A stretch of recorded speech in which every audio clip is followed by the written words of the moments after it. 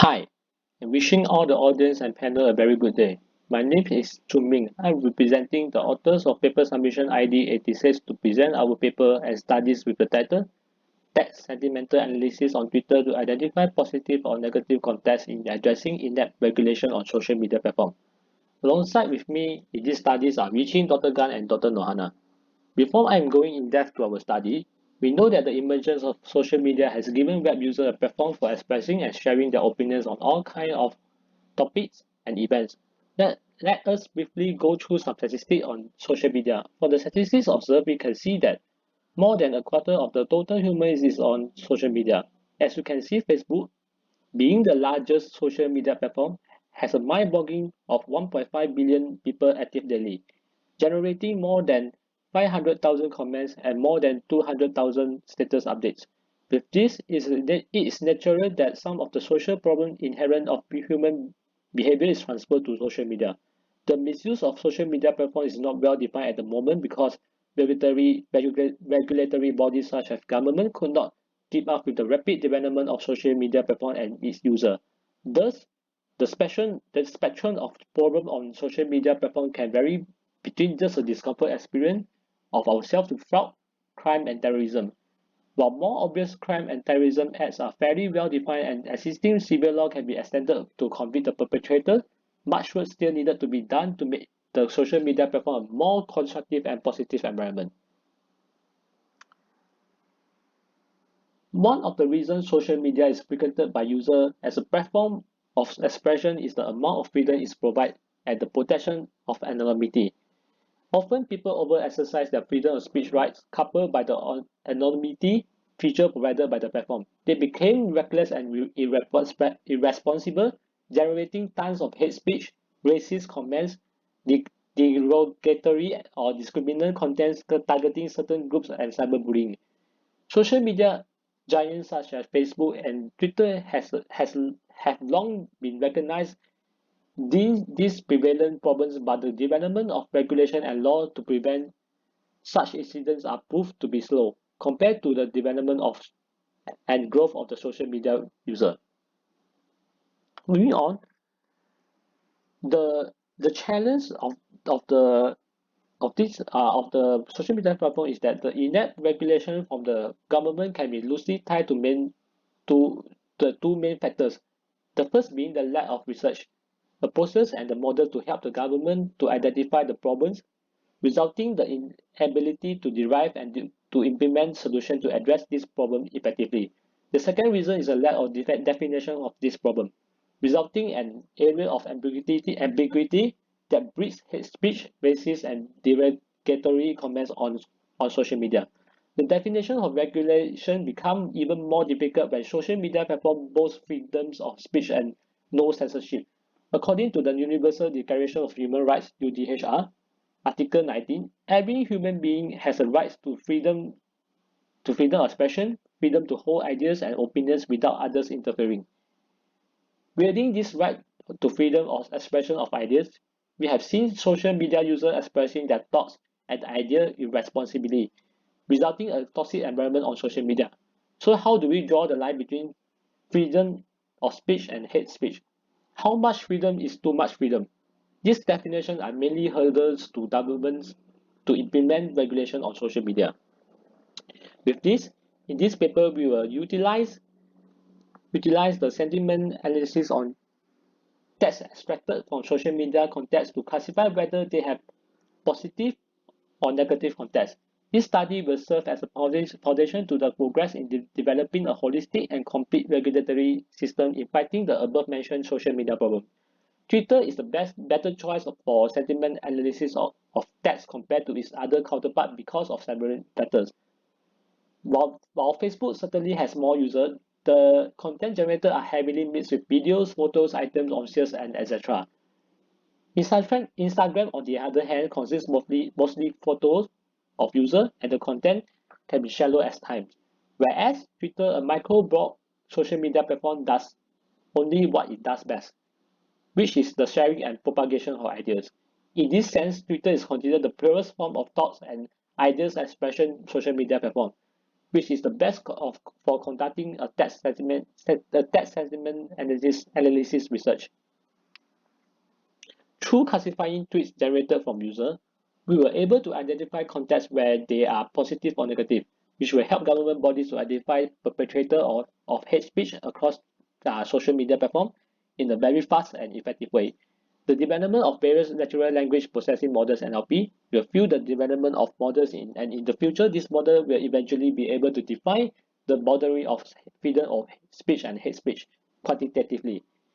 The success in this study will pave an important path to government bodies or social media platform to develop laws or regulation to hold users accountable to the hate speech they spew on social media platform. In this study, it is interesting to perform and compare different approaches of text representation techniques or method for the sentiment analysis of Twitter in capturing the sentiment content of it. Most recently, new feature extraction and representation techniques has been applied based on word embedding or word vectors technique. They are known as context-dependent techniques compared to traditional n-gram and batch of words models, which do not take word in order into account. Some of the commonly known context-dependent words representation techniques are the word-to-vec and the Elmo models. Let us have a look on different text representation models in this study. First, LSATF-IDF is a technique of extracting and inferring relation of expected contextual uses of words in passages of discourse. It is obtained from raw counting the frequency of terms in a corpus or collection. It ignores the orders of words and performs the text representation according to term weighting. It takes no humanly constructed dictionary, grammars, and semantic network into input and only raw text passed into words defined as a unique character string and separated into meaningful passage or samples such as sentence or paragraph. Secondly, word-to-vec is a shallow as you can see, word-to-vec is a shallow text representation model with the main principle to learn the low-dimensional vectors for bagging. It is predicting words based on their context by using either of the two distinct neural network models of CBOW and skipgram. The model is adapted from neural network with a single hidden layer, and the embeddings are the weight of the hidden layer in the neural network as shown in the figure.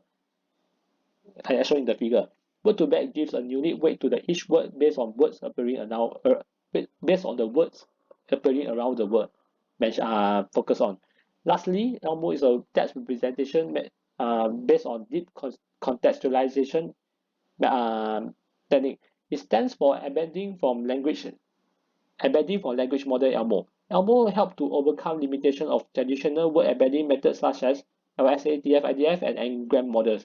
It understands both the meaning of words and the context where they are found, as opposed to TF, IDF, and n-gram representation, which only capture the frequency and occurrence of the words and unaware of the context.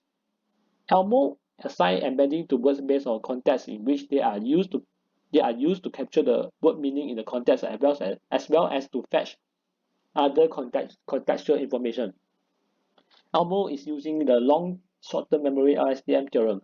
It uses a bidirectional LSTM trained on specific tasks and able to create contextual word embedding. Okay, moving on, I would like to present you the outcome of the sentiment analysis of this study. Before that, let us have a look on the frequency of word occur in the positive and negative sentiment post. The first figure represents the word cloud of high frequency word in positive sentiment post, while the second figure represents the word cloud for the negative sentiment post. We can say that the word frequency alone is not enough to capture and represent the sentimental content and the semantic meaning of the analysis. It is due to some of the high frequency word occurs in both the positive and negative sentiment posts. Yeah. Besides that, some of the positive sentiment words occur in the post which is labeled as sentiment posts such as LOL. The words LOL. Yeah, with this we have to look into performance of different text representation models in capturing the sentimental meaning, semantic meaning, and to classify the post into either positive or negative sentimental post. Table below show the result and the performance of sentiment analysis and classification using different techniques of text representation models and methods. The performance is evaluated using precision, recall, the accuracy, and F1 score. For the performance result, it can be said that the word-to-vec text representation technique has the highest performance in sentimental analysis of Twitter social media content, with having the F1 score of 0.77. Compared with traditional technique of TF-IDF, which incorporating the Ngram models, Ngram language model, which with having F1 score of 0.71, word2vec has provided a more reliable text representation by taking the word order into consideration. It is capable of capturing the context of word in the text. Yeah, word2vec models can be used to map each word to the vector, typically several hundred elements, which represent that word's relation to other words.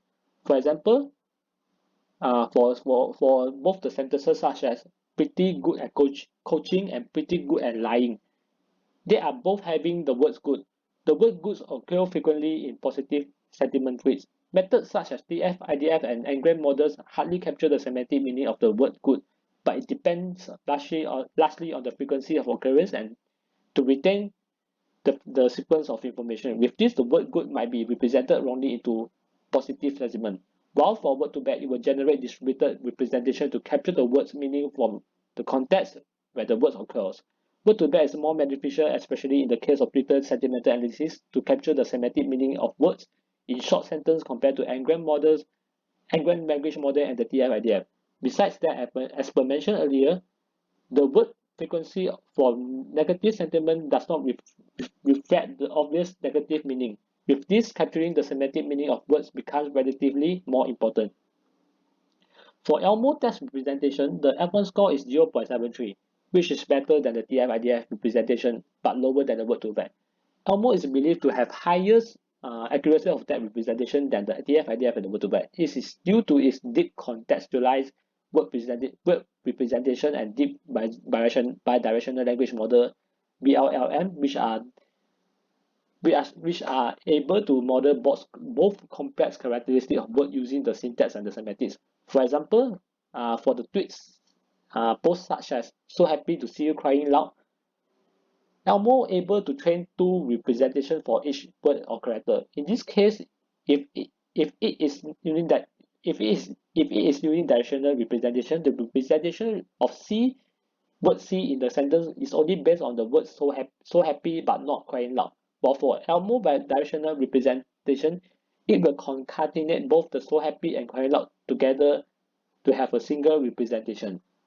Besides that, Elmo representation are purely character-based. It is allowing the network to use morphological clues to form robust representation for vocabulary tokenization, which is unseen during training. This means that Elmo do not rely on existing library to work on text analysis on different domain of applications such as Twitter. However, in this case, the accuracy of Elmo is relatively low compared to a word-to-vec model. It might be due to the dataset trained is only 5,000 out of a million. The limitation is caused by the lack of computational power required in the training of this model, because this model is acquiring a confident result from a training from a large number of data. As we're marching slowly into the era where social media becomes more and more and more dominant and significant in our daily life, coming out with a comprehensive guide on rules to regulate user social media behavior becomes utmost urgency. The damage inflicted by the ill-regulated social media platform is severe and potentially irreversible. Looking at the growth of numbers of social media users, it is safe to say that the casualties caused by the lack of social media platform regulation are growing by the second. The result in our study show that sentiment classification of social media content into positive and negative context is possible and indispensable to serve as a foundation in drafting regulation for social media platform users. I think, yeah, that's all for my presentation of this paper. Thank you.